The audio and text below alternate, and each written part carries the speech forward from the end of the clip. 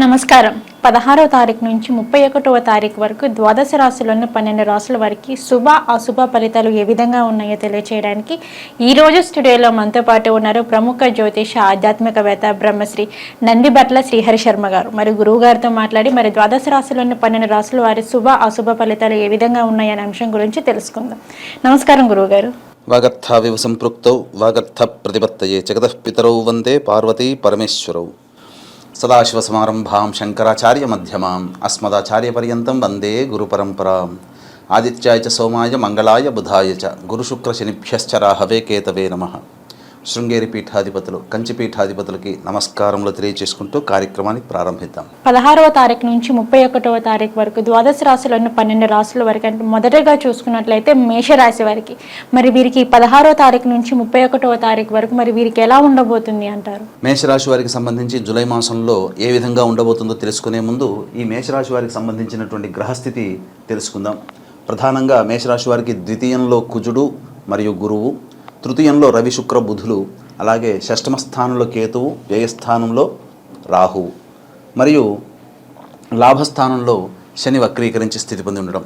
ఈ కారణం చేత ప్రధానంగా గమనించుకున్నట్లయితే ఈ మేషరాశి వారికి యోగదాయకమైనటువంటి పరిస్థితులు అనేటువంటివి ఉంటాయని చెప్పవచ్చు. ముఖ్యంగా ప్రధానంగా శని యొక్క ప్రభావం వలన చేయాల్సినటువంటి పనులు 1-2 సార్లు చేసేటువంటి అవకాశాలు ఎక్కువగా ఉన్నాయి. అంటే ఒకే పనికి 2-3 సార్లు ప్రయత్నిస్తే తప్ప ఫలితం కానటువంటి పరిస్థితి. కాబట్టి ఆత్మవిశ్వాసంతో నిండైనటువంటి విశ్వాసంతో కనుక మీరు ముందడుగు వేసినట్లయితే ఈ మేషరాశి వారికి యొక్క నెల మాసం అంతా కూడాను శుభదాయకంగా ఉంటుందని చెప్పొచ్చు. అయితే ప్రధానంగా గమనించుకున్నట్లయితే కుజ ప్రభావం చేత మీ యొక్క వాక్కుని అదుపులో ఉంచుకోవాల్సినటువంటి పరిస్థితి అని గమనించుకోవాలి.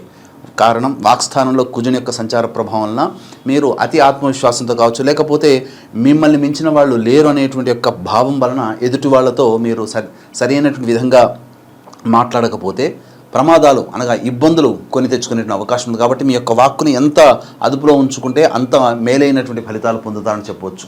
ఇక గ్రహ సంచార రీత్యా చూసుకున్న వ్యయస్థానంలో రాహు, షష్టమ స్థానంలో కేతు యొక్క ప్రభావం మీకు అన్నీ కూడా శుభ ఫలితాలు ఇవ్వడానికి అంగీకారయోగ్యంగా గ్రహాల ప్రభావాలు ఉన్నాయి. అయితే ప్రధానంగా ఈ యొక్క మేషరాశి వారికి 16వ తారీఖు నుంచి 31వ తారీఖు వరకు ఏ విధంగా ఉండబోతుందనేటువంటి విషయాన్ని అనగా మంచి చెడుల విషయం.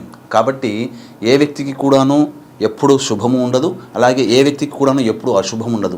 పగలు తర్వాత చీకటి, చీకటి తర్వాత పగలు ఎంత సర్వసాధారణమో మనిషి జీవితంలో కూడా ఎప్పుడూ ఆనందమే కాకుండా ఇబ్బందులు అనేటువంటివి ఉంటాయి. కాబట్టి ఇబ్బందులు ఎలా ఉంటాయి, ఎప్పుడు ఉంటాయి, ఏ ఏ తేదీల్లో మనం జాగ్రత్త పడాలి, అలాగే సంతోషం ఉన్నట్లయితే ఏ ఏ తేదీల్లో మనకు ఆనందాన్ని కలిగించే విధంగా ఉంటుందో ఈ యొక్క కార్యక్రమంలో మనం క్లుప్తంగా తెలుసుకుందాం. ముందుగా గమనించుకున్నట్లయితే ప్రధానంగా మేషరాశి వారికి ఈ 17, 18వ తారీఖుల్లో ఇబ్బందికర పరిస్థితులు అంటే ఏంటి, ఖర్చు అధికంగా ఉండేటువంటి అవకాశాలు ఎక్కువ ఉంటాయి. కాబట్టి జాగ్రత్తలు పాటించండి. ఈ 17, 18 తారీఖుల్లో మీరు ఏదైనా కానీ ఖర్చు పెట్టుకోవాలనేటువంటి ప్లానింగ్ చేసుకుని ఉంటే ఆ ఖర్చుకు సంబంధించినటువంటి ప్లానింగ్ని వాయిదా వేసుకోవడం మంచిది. ఎందుకంటే ఆల్రెడీ 17, 18 తారీఖుల్లో మీకు ఖర్చు అనేటువంటిది ఉంది. ఆల్రెడీ ప్లానింగ్ చేసుకున్నటువంటి దాంట్లో పెట్టుకున్నారనుకోండి, ఈ 1-2 ఖర్చు అనేటువంటిది అవుతుంది. కాబట్టి జాగ్రత్తలు పడండి. ఇక 19, 20, 21 తేదీల్లో ప్రధానంగా సంతానంతో విరోధములు ఏర్పడే అవకాశం ఉంటుంది. కాబట్టి సంతానపరమైనటువంటి చిక్కులు కానీ లేదా సంతానంతో వాగ్వివాదాలు అనేటువంటి జరగడం కానీ ఉంటుంది. కాబట్టి జాగ్రత్తలు పాటించండి. సంతానం యొక్క అనారోగ్యం కూడా కొంత మీకు బాధ కలిగించే అవకాశాలు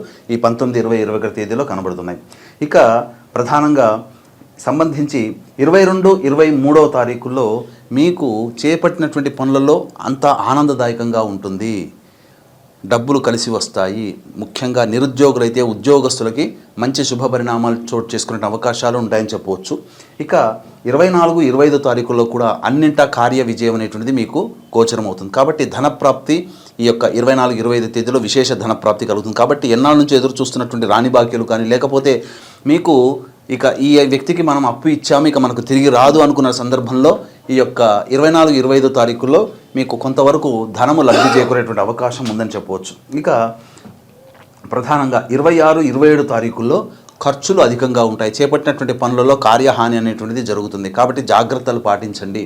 మానసికమైనటువంటి ప్రశాంతత లోపిస్తుంది.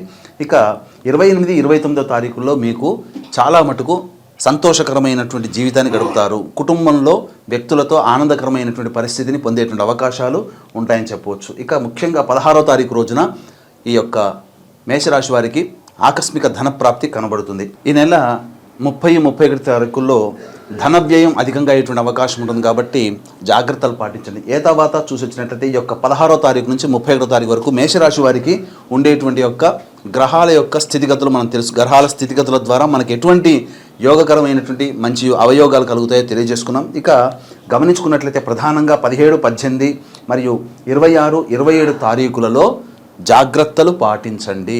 ఆందోళనకరమైనటువంటి జీవితం ఉంటుంది, ధన వ్యయం అధికంగా ఉంటుంది, మానసికమైనటువంటి ప్రశాంతత ఉండదు. ఈ కారణం చేత మీరు ఏదైనా కానీ ఈ 17, 18, 26, 27, 30, 31 తారీఖుల్లో ఈ యొక్క తేదీలలో మీ యొక్క రాశి రీత్యా ధన వ్యయం అయ్యేటువంటి అవకాశం ఉంది. కావున ఈ చెప్పినటువంటి తేదీల్లో మీరు అధికమైనటువంటి ఖర్చులకి ప్లానింగ్ చేసుకోకండి. ఆల్రెడీ ఖర్చు ఉంది, ప్లానింగ్ చేసుకోవడం వల్ల ఆ ఖర్చుకి ఈ ఖర్చులు తోడవడం వల్ల అధిక ధనం ఏమవుతుంది.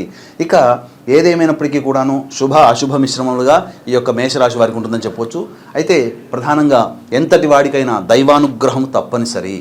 గుర్తుపెట్టుకోండి, దైవానుగ్రహం లేనిదే ఎంతటి వీరుడైనా కానీ జయాన్ని పొందలేడు. కాబట్టి ఈ యొక్క మేషరాశిలో జన్మించినటువంటి వారికి వచ్చేటువంటి ఇబ్బందులకి అనగా ఈ యొక్క గురు పౌర్ణమి సందర్భంగా ఈ నెల 21వ తారీఖు రోజున శ్రీకాళహస్తి క్షేత్రంలో రాహుకేతు పూజ, మరి ప్రత్యేకించి విద్యార్థుల కోసం దక్షిణామూర్తి సరస్వతి హోమాలు, అలాగే వృషభ మిథున కర్కాటక సింహతుల వృశ్చిక మకర కుంభ మీన రాశుల్లో జన్మించినటువంటి వారికి శనిదోష పరిహారార్థమై శనీశ్వర హోమము, అఘోర పాశుపత మంత్ర హోమంతో పాటు విద్య, వివాహం, ఉద్యోగం, దాంపత్యం, అనారోగ్య సమస్యలకి 18 రకాల హోమాది కార్యక్రమాలు కేవలం 1500 రూపాయల రుసుముకి మీ యొక్క గోతనామాలతో చేయించడం జరుగుతుంది. అవకాశం ఉన్న వాళ్ళు కార్యక్రమ తదనంతరం కాంటాక్ట్ చేసి పూర్తి వివరాలు తెలుసుకోవచ్చు. గురుగారు, మేషరాశి వారికి వచ్చేసి 16వ తారీఖు నుంచి 31వ తారీఖు వరకు మరి వీరికి ఎలా ఉంటుంది, ఏంటి శుభ ఫలితాల గురించి మాకు తెలియజేశారు. మరి వీరికి 16వ తారీఖు నుంచి 31వ తారీఖు వరకు ఏమన్నా వీరి జాతకంలో దోషాలు ఉన్నా కానీ దానికి ఎటువంటి పరిహారం చేసుకోమంటారు? ప్రధానంగా గమనించుకున్నట్లయితే వీక్షించేటువంటి ప్రేక్షకులు ఇవి గోచార రీత్యా చెప్పేటువంటి యొక్క ఫలితాలు కాబట్టి ఇప్పుడు చెప్పినటువంటి ఫలితాలకి ఎక్కువగా అవయోగాలు కలుగుతున్నాయంటే దగ్గరలోనే మంచి ఉపాసనా పరులైనటువంటి జ్యోతిష్యుల్ని మీ యొక్క జాతకరీత్యా ఎలా ఉంటుందో తెలుసుకోండి. అయితే ఈ 16 నుంచి 31వ తారీఖు వరకు సాధారణంగా వచ్చేటువంటి సమస్యల పరిష్కారం కోసం ఈ యొక్క సంబంధించినటువంటి ప్రతిరోజు దత్తాత్రేయ స్తవము పారాయణం, అలాగే కాలభైరవ అష్టక పారాయణం రోజుకి 3 సార్లు పఠించండి. అలాగే సాయంకాలం విష్ణు దేవాలయంలో సందర్శనం చేసుకున్నట్లయితే తప్పకుండా మీకున్నటువంటి సమస్యలు తొలగిపోతాయని చెప్పవచ్చు. ఓకే గురుగారు, మేషరాశి వారికి వచ్చేసి 16వ తారీఖు నుంచి 31వ తారీఖు వరకు మరి వీరి ఫలితాలు ఏ విధంగా ఉన్నాయనే అంశం గురించి అయితే మాకు తెలియజేశారు. ధన్యవాదాలు గురుగారు. సర్వం శ్రీ ఉమామహేశ్వర పరబ్రహ్మార్పణమస్తు.